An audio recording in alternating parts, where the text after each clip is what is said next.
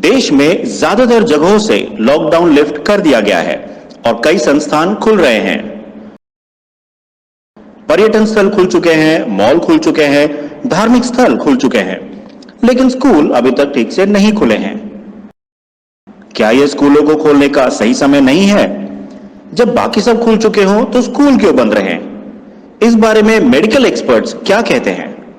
इसका और अन्य प्रश्नों के उत्तर पाने के लिए हमारे साथ एक लीडिंग एजुकेशनिस्ट और confederation of independent schools CIS के founder and secretary Shri Rahul Kesarwani ji हैं, जो इस विषय पर अपने विचार हमारे साथ शेयर करेंगे। Hello everyone, welcome to the viewers of the Education Times.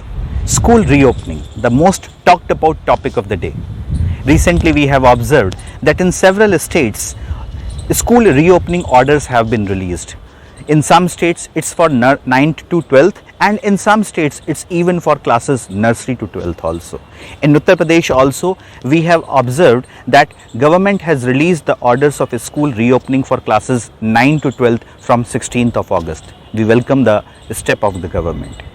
ऐसे समय पे बहुत सारे क्वेश्चंस हमारे दिमाग में आ रहे हैं कि अभी तो हाल ही में हम टेलीविज़न चैनल्स पर और न्यूज़पेपर्स में ये बात सुन रहे थे थर्ड वेव की। ऐसे समय पे स्कूल रीओपनिंग का फ़ैसला कितना सही है? क्या हम अपने बच्चों को स्कूल भेजें या ना भेजें? तो आइए इस पर थोड़ी सी चर्चा करते हैं। बच्चे पिछले 16-17 महीने से घर पे हैं, वो ऑनलाइन एजुकेशन ले रहे हैं, फ़िज़िकल एजुकेशन स्टॉप हो चुकी है। हमारे यहाँ 2 संस्था हैं, एम्स और सेकेंड संस्था है ICMR।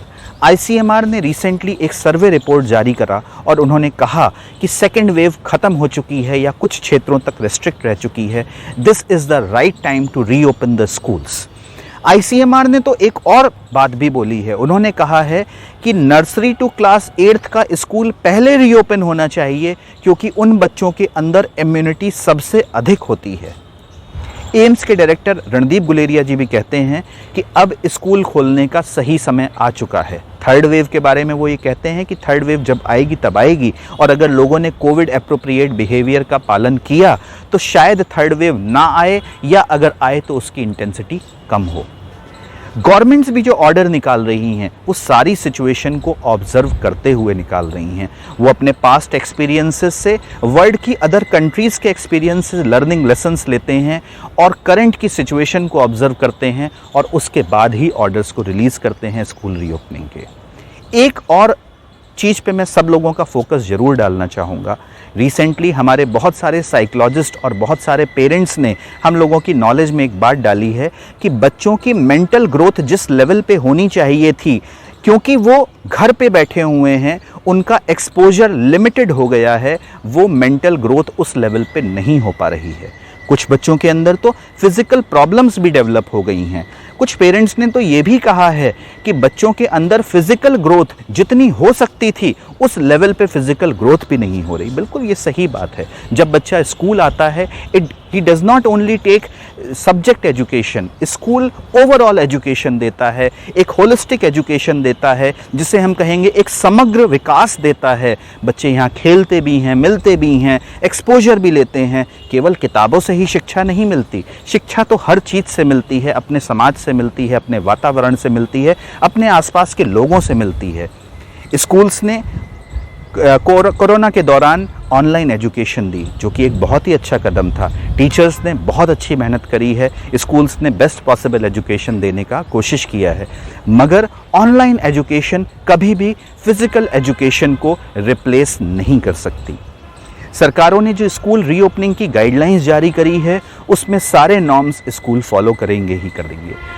ऐसे समय पे हमें वेलकम करना चाहिए गवर्नमेंट के इस स्टेप का और अपने बच्चों को स्कूल जब भी हम कंफर्टेबल हो सके उनको स्कूल भेजना शुरू करना चाहिए।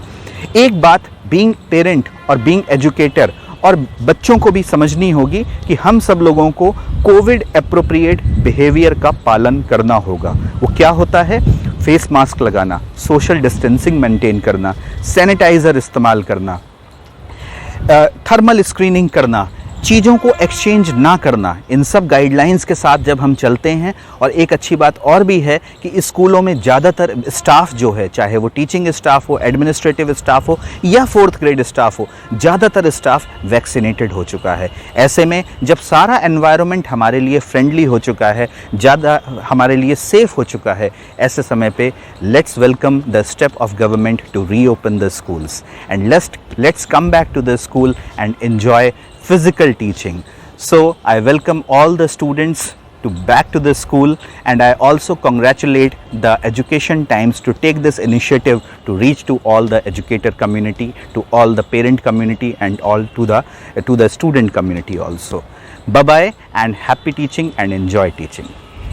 The Education Times, TET, expresses its deepest gratitude to Mr. Rahul Kesarwani ji for sharing his valuable thoughts with us. We remain highly grateful.